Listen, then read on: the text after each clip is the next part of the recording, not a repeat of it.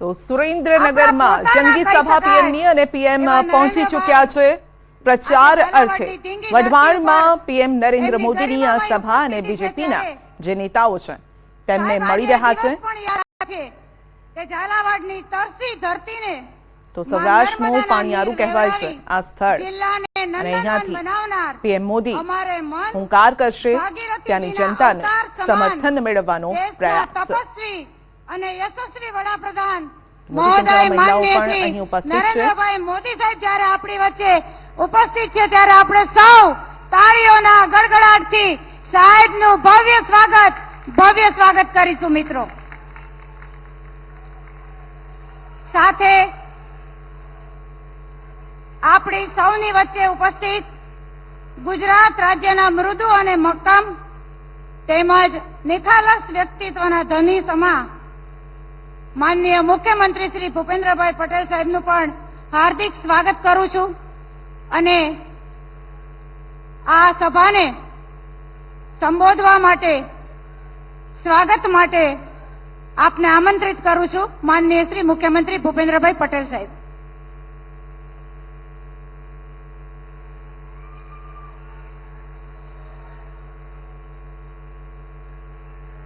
Bharatiya Janata party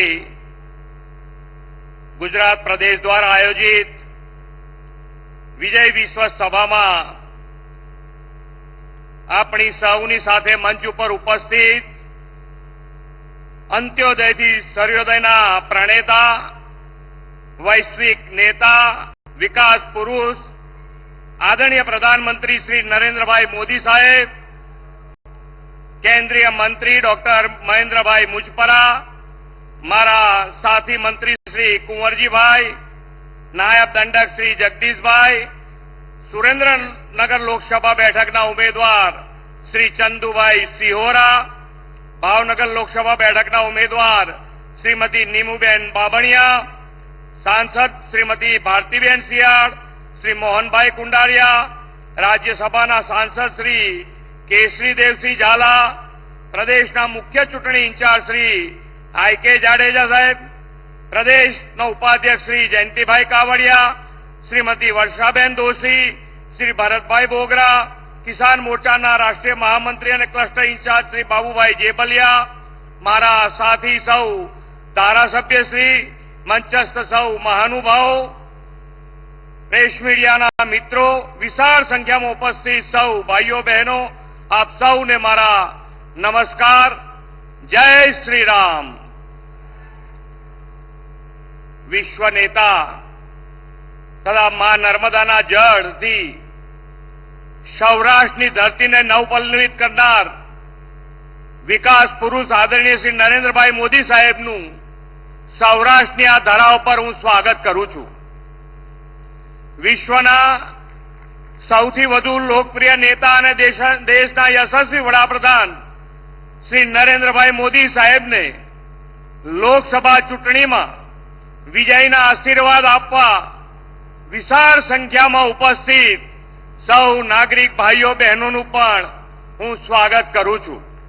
પાછલી બે ટર્મથી મતદારોએ ભાજપની વિચારધારા અને મોદી સાહેબના વિકાસના વિઝનને લક્ષ્યમાં રાખીને કમળનું બટન દબાવ્યું છે। હવે આ ત્રીજી ટર્મમાં પણ ભાજપને પ્રચંડ જનસમર્થન અપાવીને મતદારો તમામ રેકોર્ડ તોડવાના છે। આ ચૂંટણી આવનાર 25 વર્ષ એટલે કે અમૃતકાળમાં ભારતના ભવિષ્યનો રોડમેપ કરનાર છે।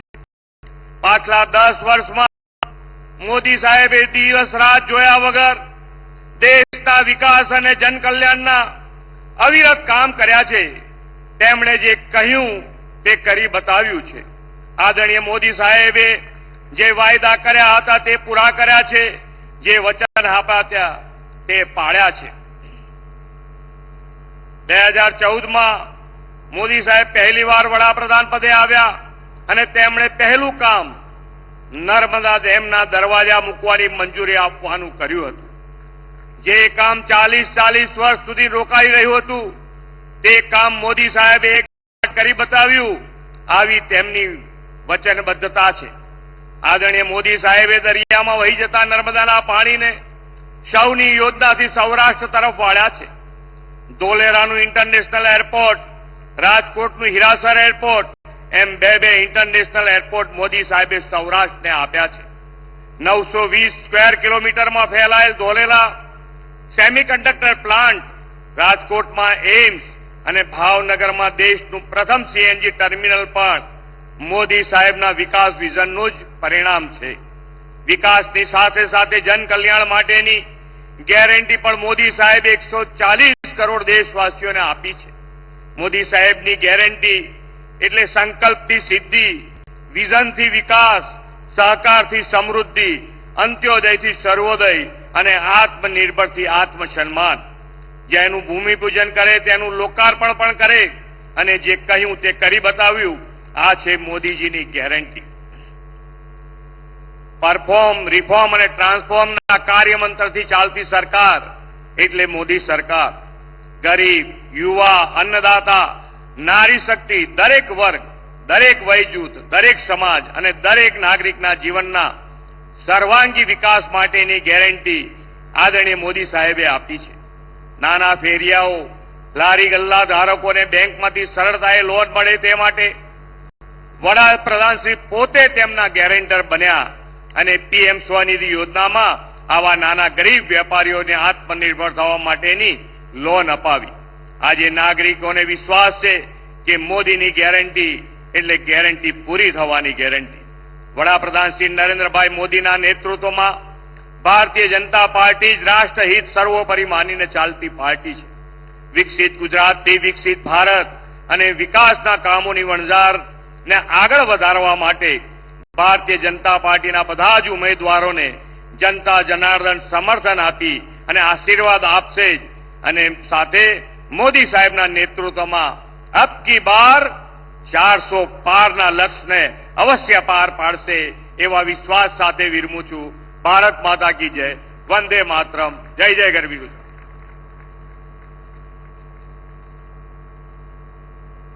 ખૂબ ખૂબ આભાર સાહેબ. સાહેબ, આપના અભિવાદન માટે આપનાથી દૂર બેઠેલી મારી બહેનો, અમારા મહિલાઓના સન્માન આપનારા, અમારી બહેનોના રક્ષક અને રામ સેવક એવા ભાઈના ઓવરણા લેવા છે ને બહેનો, બધા પોતાની જગ્યા ઉપર ઉભા થઈ અને આપણા બધી બહેનો પોતાની જગ્યા ઉપર ઉભા થઈ આપણા નરેન્દ્રભાઈના આપણે ઓવરણા લેવાના છે. ત્યારે આપણે સૌ આપણા ભાઈના ઓવરણા લઈશું. બહેનો પોતાની જગ્યા ઉપર ઊભી થશે. બહેનો અને આપણા ભાઈના ઓવરણા લઈને આપણે શું કહીશું? વીરા તમને ઘણી ખમ્મા, ઘણી ખમ્મા, ઘણી ખમ્મા. ખૂબ ખૂબ આભાર મારી વાલી બહેનો. ભારત માતા કી જય. દેશના વડાપ્રધાન આપણા પોતાના આદરણીય નરેન્દ્રભાઈને તેમના ઉદ્બોધન માટે હૃદયના ઉમળકાથી નિમંત્રિત કરું છું. દેશના વડાપ્રધાન આદરણીય શ્રી નરેન્દ્રભાઈ મોદી સાહેબ.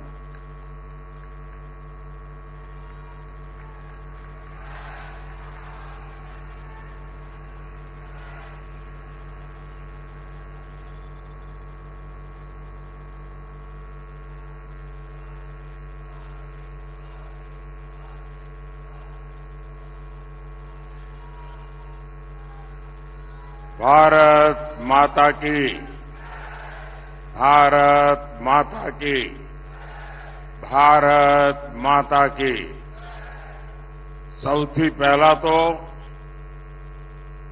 નગરમાં સભા હોય અને આટલી મોટી સંખ્યામાં માતાઓ બહેનો હોય એ જ મોટી ઘટના છે.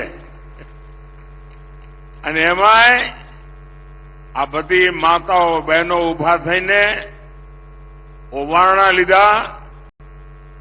આપે મને આશીર્વાદ આપ્યા. હું સૌ માતા બહેનોનું માથું નમાવીને આભાર માનું છું.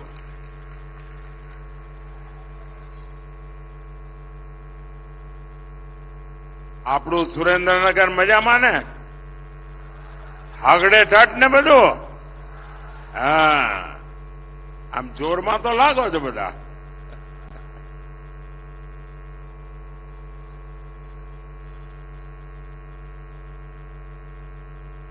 સાથે કરીને મને તો દિલ્હી મોકલી દીધો.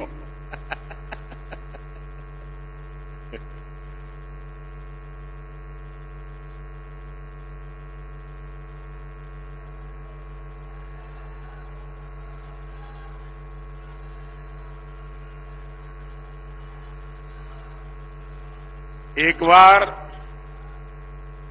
જનરલ કરિયપ્પા, જે દુનિયામાં મોટું નામ હતું, ભારતની સેનાના વડા હતા, ડગલે ને પગલે લોકો એમને સલામી કરતા હોય, સન્માન કરતા હોય, પણ એકવાર એમના ગામમાં, કર્ણાટકામાં એમને બોલાવીને એમનું સન્માન કર્યું. અને એ વખતે એમણે કહ્યું, ભાઈ, દુનિયામાં ગમે તેટલી વાહવાહી થતી હોય, એ બધું તો હોય, પણ જયારે ઘર આંગણે જઈએ ને થાય ને, ત્યારે જોમ જુદું હોય છે. આજે હું અનુભવ કરું છું, ગઈકાલથી હું આવ્યો છું, જે રીતે ગુજરાત આખું ઓવારણા લઈ રહ્યું છે, ગુજરાત જે રીતે પ્રેમ વરસાવી રહ્યું છે, ભાઈઓ બહેનો, હું ગુજરાતનું ઋણ ક્યારેય ન ભૂલી શકું. અને મારી શાસકીય કારકિર્દી જે છે એ સૌરાષ્ટ્રથી શરૂ થઈ. મને પહેલી વાર એમએલએ સૌરાષ્ટ્રે બનાવ્યો અને આ ગુજરાતે મને એવું પાકું ઘડતર કર્યું છે ને સાહેબ, તમે ટપલા મારીને ક્યાંય કાચો પડું છું? બોલો, ક્યાંય કાચો પડ્યો છું? ક્યાંય ઊણો ઉતર્યો છું? તમારું માથું ઊંચું ન થાય એવું કર્યું છે કે નથી કર્યું? છાતી તમારી 56 ની થાય એમ કર્યું છે કે નથી કર્યું? પણ એનું કારણ મોદી નથી હો, એનું કારણ તમારા આશીર્વાદ છે, એનું કારણ તમારા પ્રેમ છે. અને ભાઈઓ બહેનો, આપણે નાનું વિચારતા નથી, નાનું કરતા નથી. સ્ટેચ્યુ બનાવ્યું તો દુનિયાનું મોટામાં મોટું, સ્ટેડિયમ બનાવ્યું તો દુનિયામાં મોટામાં મોટું. એટલે કાચું કઈ કરવાનું જ નહીં. અને હવે 25 વર્ષનું લક્ષ્ય લઈને આપણે નીકળ્યા છીએ. અને વિકસિત ભારત, જ્યારે ભારતની આઝાદીના 100 વર્ષ થાય ત્યારે હિન્દુસ્તાન દુનિયામાં વિકસિત દેશ હોય. અને દુનિયામાં ભારત વિકસિત દેશ હોય એનો અર્થ કે આપણા ગુજરાતે તો 5 વર્ષ વહેલા વિકસિત થવું પડે ભાઈ. એટલે ભૂપેન્દ્રભાઈના નેતૃત્વમાં આપણે તેજ ગતિથી વિકસિત ગુજરાત, વિકસિત ભારત માટે બનાવવું છે. અને એના માટે ચાહે દિલ્હી હોય કે ગાંધીનગર, આપણે સાથે મળીને 140 કરોડ દેશવાસીઓના સપના પૂરા કરવા છે. પણ એના માટે તમારે મોદીને કાયમ મજબૂત કરવો જ પડે હો, ખરું કે નહીં? પેલી દીકરી ફોટો લઈને આવી, બેઠા બેઠા થાકી જાય, મેં જોઈ લીધો. હા, શાબાશ, શાંતિથી સાંભળ બેટા, આપણા ઘરની જ વાત છે.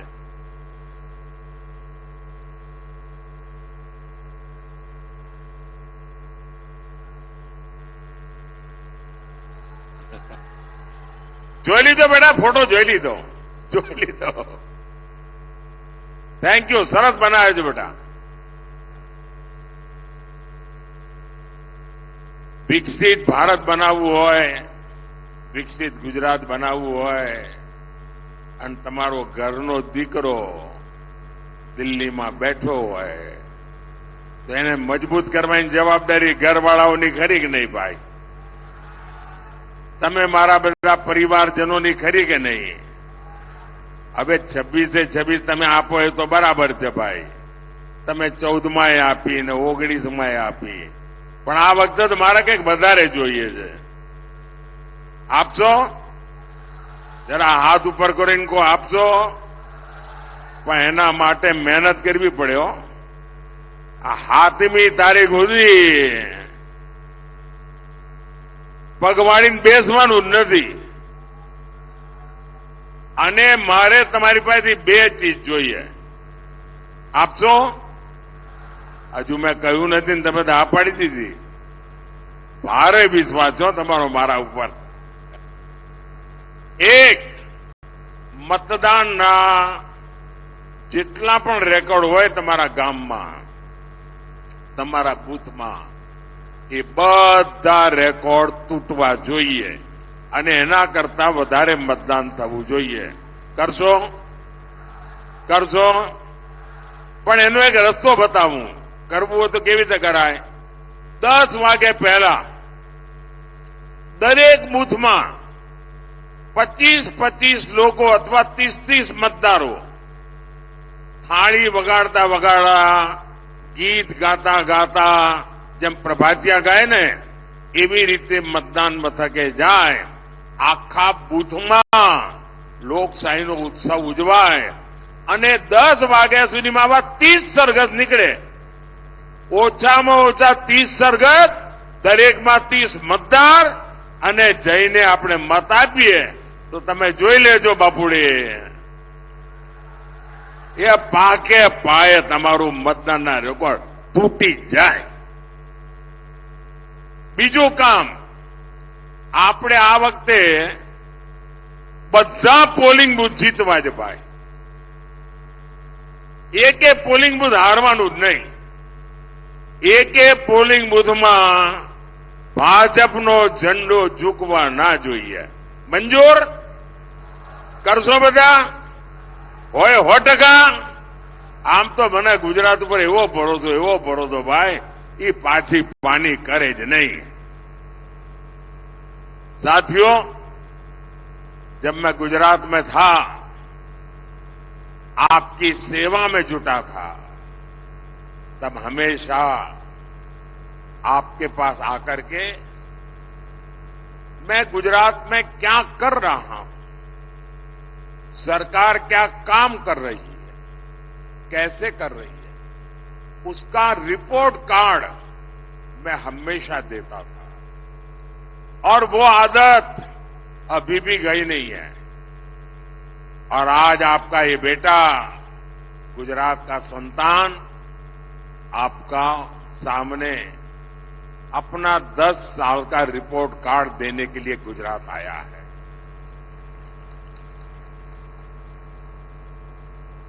स्कूल में कितने ही नंबर क्यों ना आते हो, 100 में से 99 आए हो, लेकिन जब तक वो बच्चा घर में आपके अपने मां बाप को अपना रिपोर्ट कार्ड नहीं दिखाता ना, उसको आनंद नहीं आता है.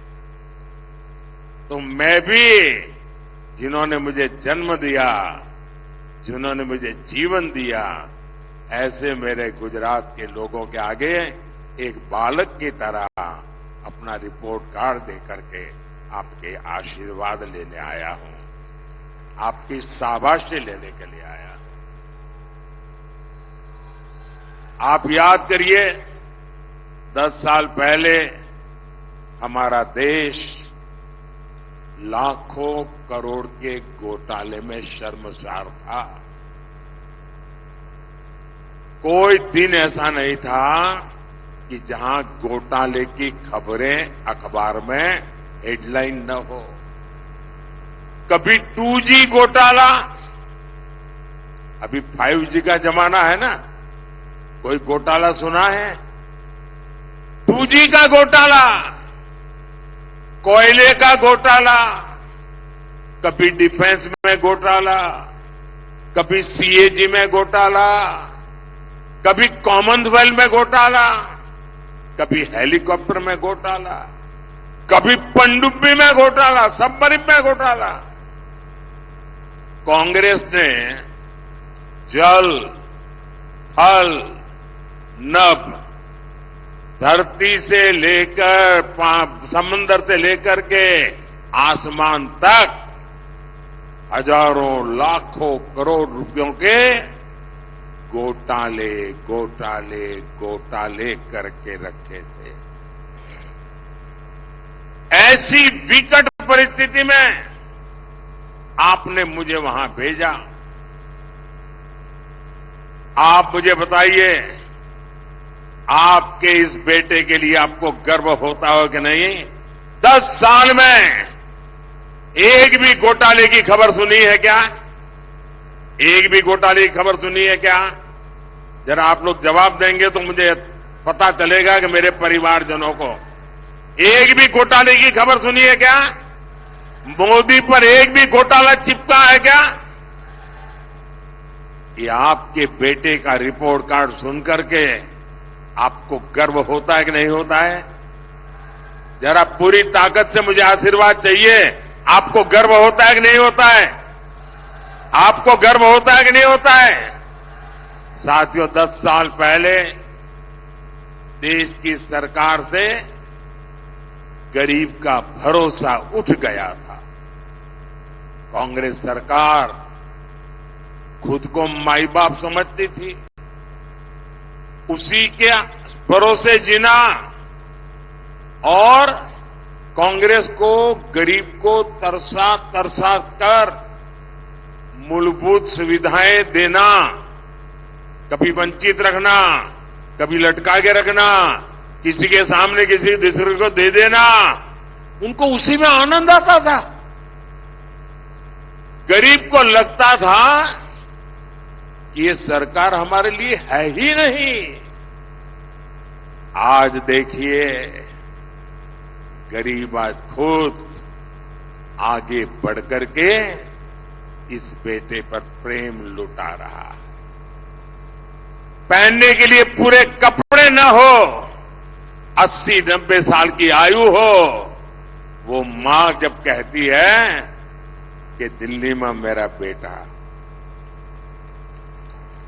दिल्ली में मेरा बेटा बैठा है, मुझे खाने के लिए वो भेजता है, तो बेटे को संतोष होता है कि नहीं होता है? जब गरीब का पेट भरता है तो आपके इस बेटे पर आपको गर्व होगा कि नहीं होगा? साथियों, आज सरकार उनकी चिंता कर रही है। माताएं, बहनें, बेटियां अपना आशीर्वाद देते हुए थकती नहीं है। आपको हमेशा हमेशा गर्व होगा आपके बेटे के इस काम पर।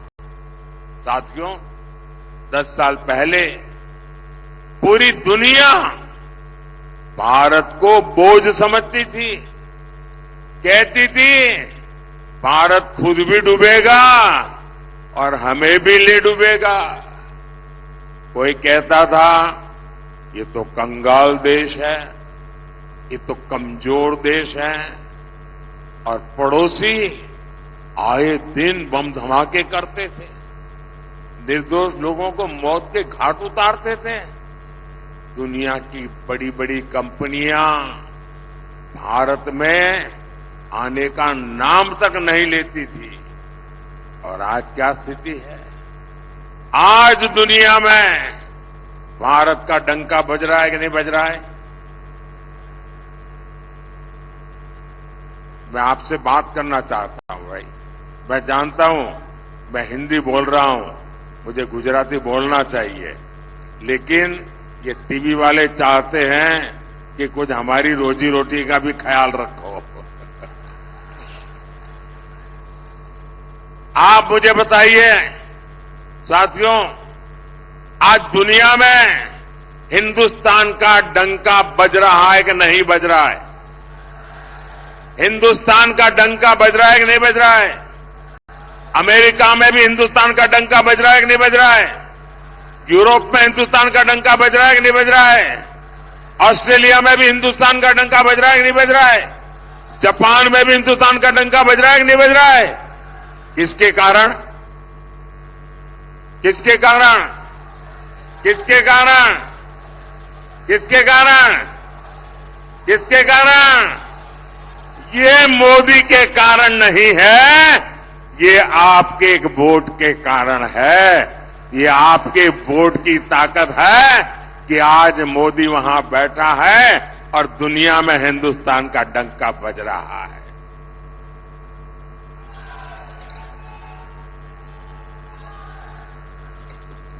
आज बड़ी बड़ी कंपनियां भारत में आने के लिए उनके बीच में होड़ मची हुई है, स्पर्धा चल रही है। भारत आज आत्मनिर्भर बन रहा है। भारत आज आतंकवादियों को भेजने वाले लोगों को पता है, अब भारत घर में आकर के घुस करके मारता है। और मैं मानता हूं हर गुजराती को गर्व होता होगा।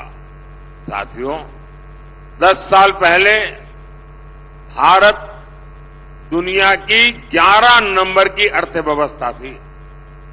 दुनिया में हमारा नंबर 11 था। दुनिया भी सोचती थी कि जैसे तैसे भारत की गाड़ी चल रही है, इससे ज्यादा अच्छा ये देश कर ही नहीं सकता है, हो सकता है वो और लुढ़क जाएगा। लेकिन 10 साल पहले आपने अपने बेटे को बिठाया और 10 साल के भीतर भीतर भारत छलांग लगाकर दुनिया की 5 नंबर की अर्थव्यवस्था बन गया। पूरी दुनिया चौंक गई। कोरोना के समय जब बड़े बड़े देशों की अर्थव्यवस्था हिल गई, एक अकेला भारत था जो मजबूती से डटा हुआ था। आपको ये बातें सुन करके गर्व होता होगा कि देश ने एक चाय वाले को, एक गुजराती बेटे को बिठाकर अच्छा काम किया है। साथियों, हार की हताश में कांग्रेस ने देश को, समाज को बांटने का अभियान तेज कर दिया है। अयोध्या में 500 साल के बाद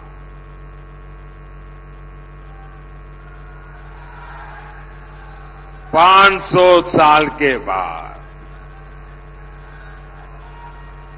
हमारे पूर्वजों की आत्मा जहां भी होगी ना, हमें आशीर्वाद देती होगी। आप मुझे बताइए, देश आजाद होने के दूसरे दिन राम मंदिर का काम होना चाहिए था कि नहीं होना चाहिए था? ये कांग्रेस वालों ने वोट बैंक के खातर लटकाए रखा, रोड़े अटकाए, उसके खिलाफ खेल खेले। अयोध्या में 500 साल के इंतजार के बाद भव्य राम मंदिर बना। आपको अपने बेटे पर अब भरोसा है ना? भरोसा है ना?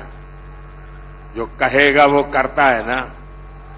500 साल का इंतजार खत्म हो गया साथियों। लेकिन कमाल देखिए, राम मंदिर के ट्रस्टियों ने घर जाकर के कांग्रेस के लोगों को निमंत्रण दिया कि आप भी आइए प्राण प्रतिष्ठा में, आपकी पुरानी सारी गलतियां माफ कर देते हैं, आइए हम बुलाते हैं। लेकिन कांग्रेस और उसके चेलों को, चट्टे बट्टे को ये निमंत्रण मंजूर नहीं था। उन्होंने निमंत्रण को ठुकरा दिया, ठुकरा दिया। भाइयों बहनों, राम मंदिर का निमंत्रण ठुकरा देना कितना उचित है मैं समझ नहीं पाता हूं। अब कांग्रेस ने हिंदुओं की आस्था में भी भेद करने का दुस्साहस शुरू किया है। कांग्रेस के अध्यक्ष श्रीमान मल्लिकार्जुन खड़गे जी, उन्होंने एक बड़ा गंभीर विषय छेड़ा है और उन्होंने कहा है भगवान राम और भगवान शिव, उसके संबंध में बड़ा खतरनाक बयान दिया है और वे बदिरादे से दिया गया हुआ स्टेटमेंट है। हिंदू समाज को बांटने के लिए खेल खेला गया है। वो राम भक्तों को और शिव भक्तों में भेद देखते हैं, भेद करते हैं और भेद करके लड़ाना चाहते हैं। हजारों साल से चली आ रही हमारी महान परंपरा, राम हो, कृष्ण हो, शिव हो, अरे मुगल भी इसे तोड़ नहीं पाए थे मल्लिकार्जुन जी। अब कांग्रेस तोड़ना चाहती है। तुष्टीकरण के लिए कांग्रेस और कितना नीचे जाएगी। और कांग्रेस के लोग सुन लें, जो राम को खत्म करने के लिए निकला था उसका क्या हुआ था। और उनके एक शाहजादे ने महीने भर पहले कह दिया था कि मैं इस देश में शक्ति का विनाश करके रहूंगा। ये शक्ति स्वरूपा मेरी माताएं बहनें बैठी है। हम शक्ति के उपासक हैं। कोई अंबा की उपासना करता है, कोई चामुंडेश्वरी की करता है, कोई चोटीला के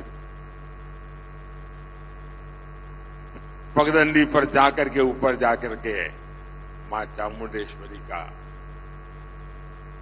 कभी दुर्गा का, कभी काली का, कभी लक्ष्मी का, कभी सरस्वती का। हम शक्ति की उपासना करते हैं।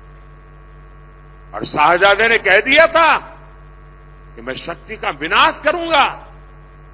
और जो शक्ति की उपासना करने वाले लोग हैं, क्या वो शक्ति का विनाश करने वालों को कभी स्वीकार कर सकते हैं क्या? जो शिव और राम को लड़ाने की बात करते हैं, वो कभी स्वीकार कर सकते हैं जी? हम तो वो लोग हैं जिन्होंने शिव जी के सामने कमल पूजा करके अपने सिर काट करके रख दिए थे जी। ये क्या कर रहे हैं लोग? साथियों, कांग्रेस हमेशा से रॉन्ग डिलीवरी वाली पार्टी है। देश को आजादी दिलानी थी, लेकिन उन्होंने बंटवारा कर दिया।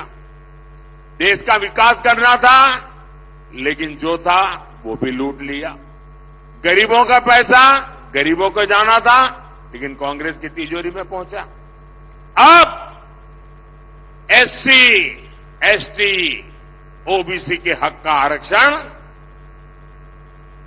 हमारे दलित, हमारे आदिवासी, हमारे बख्शी पंथ के भाई बहन, उनको जो आरक्षण मिला है, जो बाबा साहब आंबेडकर ने दिया है, जो भारत के संविधान ने दिया है, ये आरक्षण भी अब एससी, एसटी, ओबीसी से लेकर के धर्म के आधार पर मुसलमानों को डिलीवर करना चाहते हैं। पिछले 3 दशक से कांग्रेस लगातार ऐसी कोशिश कर रही है। कांग्रेस ने कर्नाटका में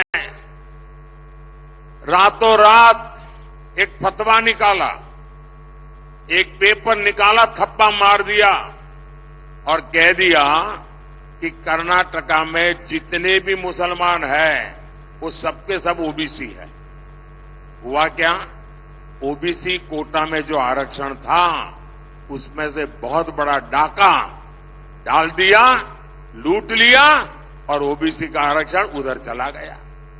ये खेल खेलते जी। और इस बार कांग्रेस का मैनिफेस्टो, घोषणा पत्र, उसमें अगर आप देखेंगे, पहली नजर में ही लगता है कि उनके मैनिफेस्टो पर मुस्लिम लीग की छाप है।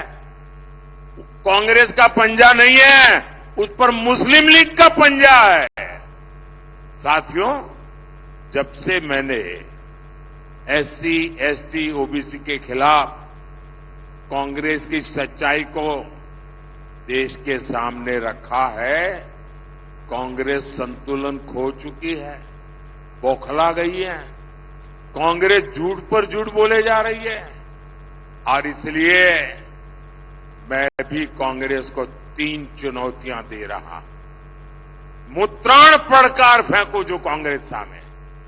મારા 3 પડકાર છે અને શાહજાદામાં હિંમત હોય, કોંગ્રેસમાં હિંમત હોય, એમના ચટ્ટા બટ્ટાઓમાં हिम्मत હોય तो एक चाय वाले का बेटा मुकाबला करने के तैयार है।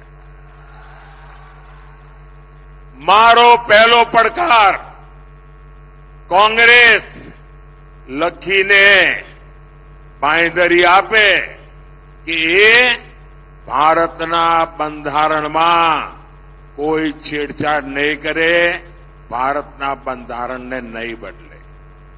कांग्रेस लखीने आपे बांयधरी आपे कि बाबा साहेब आंबेडकरे जे आरक्षण आपेल छे एने धर्मना आधार पर दलितो आदिवासीओ पासेथी लूंटीने, बक्षीपंच पासेथी लूंटीने मुसलमानोने आरक्षण नहीं आपे।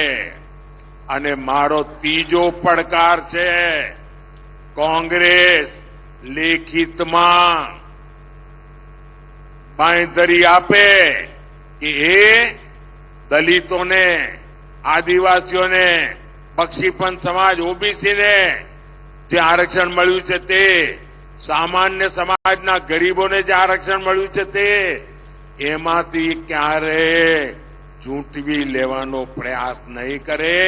अने एमने मारी પડકાર छे कि लखीने आपे कि एमना त्यां आ मारो तीजो પડકાર छे कि जे एमना राज्यो छे, एमना चट्टा बट्टाओना राज्योमां बैठा छे, ज्यां एमनी सरकारो छे, ए लोको पण ओबीसी नो कोटा ओछो करीने मुसलमानोने नहीं धरी दे, धर्मना आधार पर टुकड़ा नहीं करे अने दलितो आदिवासीओना आरक्षण पर छेड़छाड़ नहीं करे।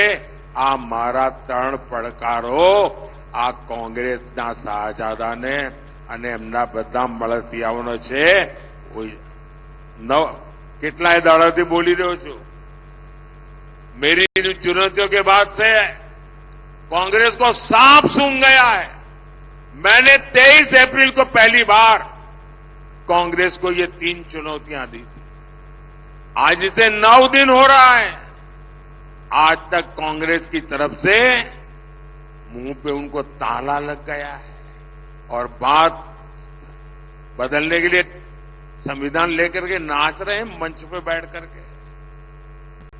अब संविधान आपको नहीं बचाएगा, आपने संविधान की पीठ में छुरा भोंका है। इसका मतलब साफ है, कांग्रेस की नीयत में खोट है। भाइयों और बहनों, અને સંવિધાન માટેની મારી લાગણી, મારું સમર્પણ કેવું છે એ તો તમને સુરેન્દ્રનગરવાળાને બરાબર યાદ હશે। જ્યારે આપણા સંવિધાનને 60 વર્ષ થયા ત્યારે દેશમાં ગુજરાત એક જ રાજ્ય હતું કે જેણે ડોક્ટર બાબા સાહેબ આંબેડકર અને સંવિધાનના ગૌરવને લઈને અહીંયા સુરેન્દ્રનગરમાં હાથી ઉપર संविधान મૂકીને, અંબાડી પર સંવિધાન મૂકીને સરસ મજાની યાત્રા કાઢી હતી અને એ વખતે ગુજરાતનો મુખ્યમંત્રી નરેન્દ્ર મોદી પગે ચાલતો હતો અને સંવિધાન હાથીની અંબાડી પર હતું। આ સંવિધાનનું સન્માન છે અમારા માટે। તો કોંગ્રેસનું ઘોષણાપત્ર દરેક બિંદુ પર તુષ્ટિકરણ અને તુષ્ટિકરણ પર ચાલી રહ્યું છે। આ મેનિફેસ્ટો એનું મોટામાં મોટો દસ્તાવેજ છે। તમને આશ્ચર્ય થશે, એક વાત તમને હું આજે સુરેન્દ્રનગરમાં પહેલી વાર કહી રહ્યો છું, ચોંકાવનારું लागશે। इन्होंने क्या किया है अपने मैनिफेस्टो में? उन्होंने लिखित कहा है ये मेरे पत्रकार बंधु भी चौंक जाएंगे सुन करके। उन्होंने लिखित में कहा है कि अब जो सरकारी टेंडर होंगे उस टेंडर में भी माइनॉरिटी के लिए, मुसलमानों के लिए एक कोटा फिक्स कर दिया जाएगा। अब क्या सरकारी ठेकों में भी धर्म का आधार पर आरक्षण लाया जाएगा क्या? सरकारी टेंडर देने की देश आजाद हुआ तब से अब तक एक तय प्रक्रिया होती है। जो सही बोली लगाता है, जो अच्छी क्वालिटी का ट्रैक रिकॉर्ड रखता है, अच्छी क्वालिटी का भरोसा देता है, जिसके पास उस काम करने के लिए एक्सपर्टाइज है, क्षमता है, संसाधन है, सारे पैरामीटर से निकलने के बाद उसको ठेका मिलता है। जाति और धर्म के आधार पर ठेका नहीं मिलता है। अब कांग्रेस कह रही है अपने वोट बैंक के लिए पक्षपात करते हुए, वो कहती है कि ठेका अब ऐसे नहीं मिलेगा, ठेका धर्म के आधार पर बांटा जाएगा। साथियों, भाजपा कह रही है हम आधुनिक इंफ्रास्ट्रक्चर बनाएंगे। कांग्रेस की चली तो इसके टेंडर भी धर्म के आधार पर बांटेगी। ये हाईवे, एक्सप्रेसवे जो बन रहे हैं वो भी क्या धर्म के आधार पर बनाए जाएंगे? देश की सेना के लिए हम मेड इन इंडिया अस्त्र शस्त्र बना रहे हैं, बारूद भी बना करके सरकार को भेज सकते हैं। क्या धर्म के आधार पर अब किसी धर्म के विशेष को कहेंगे कि तुम बारूद बनाओ हमारी सेना के लिए, कि योग्य व्यक्ति को देंगे? कोई भी धर्म के आधार पर नहीं, जाति के आधार पर नहीं, योग्यता के आधार पर देंगे। अब कांग्रेस की ये सनक देखिए, चुनाव जीतने के लिए, सत्ता पाने के लिए ये देश को तबाह करने पर लगे हैं। हर सेक्टर में ये देश को बांटने का ये मुस्लिम लीगी प्लान देश को मंजूर नहीं है। और कांग्रेस लिख के रखे, जब तक मोदी जिंदा है ना, मोदी जिंदा है तब तक आप देश का ऐसा बंटवारा नहीं कर पाओगे। અને આપણે ત્યાં તો કહે છે કાઠિયાવાડમાં ખેલ ખેલાડીના અને ઘોડા સવારોના। ભાઈઓ બહેનો, સંવિધાનની બાબતમાં મારું કમિટમેન્ટ તમને ખબર છે। અને મેં અહીંયા જેમ વર્ણન કર્યું એમ 60 વર્ષ મેં મનાયા હતા ને, હવે દિલ્હીમાં છું, હવે 75 થયા છે। સાહેબ, ધૂમધામથી વર્ષગાંઠ બનાવવાનો છે। અને આ સંવિધાનને ચેડા કરવાળી જે લોકો છે, ગેંગ, એને ખુલ્લી પાડવા, ગામે ગામ, સ્કૂલે સ્કૂલે, મોહલ્લે મોહલ્લે જઈને આ ત્રીજી ચોથી જૂને પરિણામ આવ્યું નથી કે હું પાછળ પડ્યો નથી, તમે જોઈ લેજો। સંવિધાન की મર્યાદા, સંવિધાનનું સન્માન, સંવિધાન પ્રત્યે રાષ્ટ્રની અંદર જાગૃતિ, એનું એક મોટું અભિયાન ચલાવી। આ લોકોને મારે મગજ ઠેકાણે લાવવા જ પડશે। ભાઈઓ બહેનો, આજે દેશ જે રીતે પ્રગતિ કરી રહ્યો છે, મારા જે ફર્સ્ટ ટાઈમ વોટર છે એમને ખબર નહીં હોય, જયારે હું પ્રધાનમંત્રી બન્યો એ પહેલા તો એ લોકો 8 વર્ષના, 10 વર્ષના, 12 વર્ષના હશે। એ વખતે એમને કાંઈ ખબર નહીં હોય દેશની શું દશા હતી। મારે મારા ફર્સ્ટ ટાઈમના વોટરોને કહેવાનું છે કે તમે તો ગૂગલ ગુરુવાળા વિદ્યાર્થીઓ છો, તો તમે બધા ગૂગલ ગુરુના શિષ્યો છો। જરા ગૂગલ પર જઈને 2012, 13, 14ના જરા છાપા જોઈ લેજો। એ દિવસોને યાદ કરજો। આપણે હવે દેશને ત્યાં નથી લઈ જવો।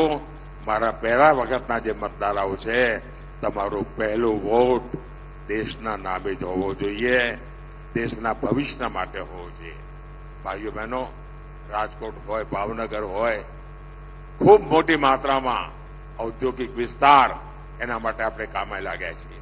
ભૂપેન્દ્રભાઈએ કહ્યું એમ સેમી કન્ડક્ટર દુનિયાના 4-5 દેશો વચ્ચે એ મોટું કામ અહીં તમારા પડોશમાં આવી રહ્યું છે. ભાઈઓ, તમારા માટે તો જય જયકાર છે. ઇન્ટરનેશનલ એરપોર્ટ તમારા તો ઘર આંગણે બની ગયું. ભાઈ, તમારે તો જય જયકાર છે. હવે તો ઇલેક્ટ્રિક વેહિકલનો જમાનો છે. અને તમને ખબર છે મોદી સાહેબે શું વિચાર્યું છે? આપણા નરેન્દ્રભાઈ પીએમ સૂર્યઘર, પીએમ સૂર્યઘરમાં મારી યોજના છે તમારું ઘરનું વીજળીનું બિલ 0 મફત, કાના માતા વગરનું મફત. સૂર્યઘર યોજનાથી સોલાર પેનલ લાગશે, તમે વીજળી પેદા કરશો. એટલું જ નહીં, જે વધારાની વીજળી છે એ સરકાર પોતે ખરીદી લેશે. એટલે તમારા ઘરમાં વીજળી તમે હવે આજે બિલ આપો છો ને, હવે તમે વીજળી વેચીને કમાણી કરી શકશો. આ તમારા નરેન્દ્રભાઈ આપવાના છે. એટલું જ નહીં, આજે તમે ગાડીઓ ચલાવો છો ને, પેટ્રોલ ડીઝલનો ખર્ચો કરો છો, સાહેબ એ પણ મારે 0 કરી દેવાનું છે. મફતમાં તમારી પેટ્રોલ ડીઝલની ગાડીઓ તમારી ચાલે, મફતમાં, મફત, કાના માતા વગરનું. અને એનો ઉપાય કેવો? જે સોલાર એનર્જી લાગશે, ઇલેક્ટ્રિક વેહિકલ આવવાનો છે જમાનો, પેટ્રોલ વગેરે વેહિકલ જતા રહેશે. તમારા ઘરમાં જ તમે રાત્રે સ્કૂટી હોય, સ્કૂટર હોય, ગાડી હોય, રાત્રે ચાર્જ કરી દેવાની. સોલાર એનર્જી દિવસભરની પડી હોય અને બપોડી ચલાય કરો. અમદાવાદ જઈને આટો મારીને આવે, 1 રૂપિયો ખર્ચો નહીં. બોલો, લહેરમ લહેર જ છે કે નહીં? હે, 2 હાથમાં લાડવા છે કે નહીં? આ તમારો નરેન્દ્રભાઈ 5 આંગળી ઘીમાં કરાવી દે કે નહીં? અને એટલા માટે મારે બધા પોલિંગ બૂથ જીતવા છે, પાકો. અને અમારા જે ઉમેદવારો છે આ ચૂંટણીમાં, એ અમારા સુરેન્દ્રનગરના ભાઈ શ્રી ચંદુભાઈ શિહોરા, અમારા નિવડેલ કાર્યકર્તા, અમારા ડોક્ટર સાહેબ પણ મેં પરાણે ચૂંટણી લડાઈ હતી ગયે વખતે. એ તો રાજકારણનો જીવ જ નથી, પરાણે લઈ ગયો તો. પહેલા તો એકવાર વિધાનસભામાં 2 ચપ્પલ ઘસી નાખ્યા હતા, પણ અમારા ડોક્ટર સાહેબ તૈયાર જ ના થાય, માંડ કરીને લોકસભા માટે તૈયાર થયા હતા. અને હવે અમારા ચંદુભાઈ આપણા ઉમેદવાર બન્યા છે. ભાવનગરમાં અમારા નીમુબેન બામણિયા ભારે બહુમતથી આપ એમને જીતાડો, બધા બૂથમાં જીતાડો. અમારા ભારતીબેન શિયાળના કામનું પાકો પાયો પડ્યો છે અને હવે ભાવનગરમાં અમારા નીમાબેન એને આગળ વધારશે. આપણે બધા બૂથ જીતવા છે અને જીતીને બતાવો.